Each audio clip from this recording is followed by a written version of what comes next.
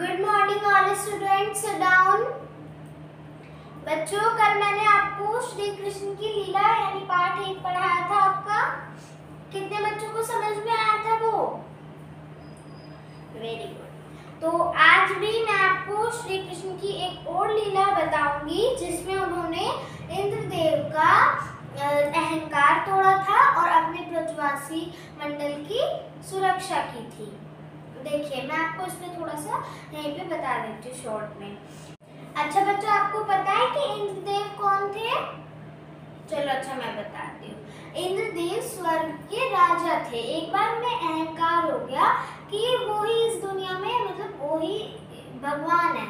तो ये अहंकार तोड़ने के लिए श्री कृष्ण ने लीला रची वो हम देखेंगे।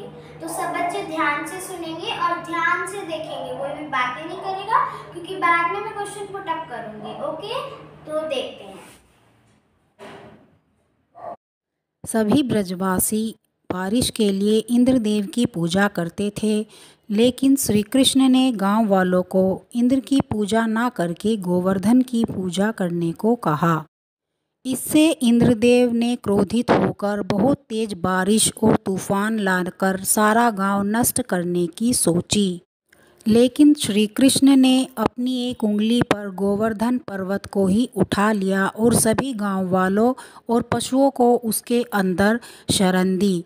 सभी गांव वाले गोवर्धन पर्वत के नीचे आ गए। 7 दिन तक लगातार बारिश होती रही, लेकिन गांव वाले सुरक्षित थे।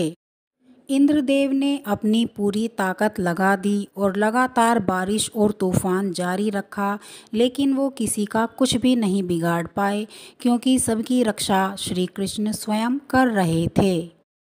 तब इंद्र को अपनी गलती का एहसास हुआ और उसने सोचा कि मैंने क्रोध में आकर बहुत बुरा किया। तब वह श्री कृष्ण के सामने नतमस्तक होकर श्री कृष्ण से क्षमा मांगने लगे। श्री कृष्ण ने इंद्रदेव को क्षमा कर दिया और उन्हें भी गोवर्धन पर्वत की महिमा बताई। सभी गांव वाले खुश थे क्योंकि उनके पशु और वो खुद सुरक्षित थे।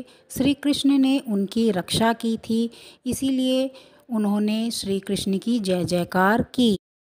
इस प्रकार श्री कृष्ण बार बार गांव वालों की हर प्रकार हर मुसीबत से रक्षा करते हैं और सदैव शांत मुद्रा में रहकर बांसुरी बजाते हैं।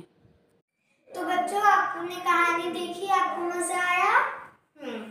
देखो, तो इस कहानी से हमें क्या सीख मिलती है मैं बताती हूँ कि अगर हमें कोई पावर मिल रही है तो हमें उसे गुड वर्क में करना चाहिए, उसका यूज करना चाहिए।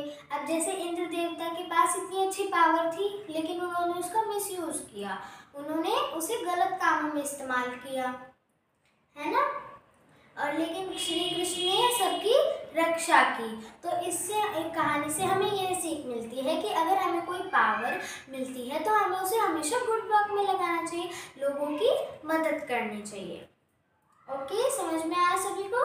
आज की इस क्लास को यहीं ख़त्म करते हैं, मिलते हैं नेक्स्ट क्लास में। और जो मैं आपके पास एक और नई वीडियो लेके आऊँगी। चलो।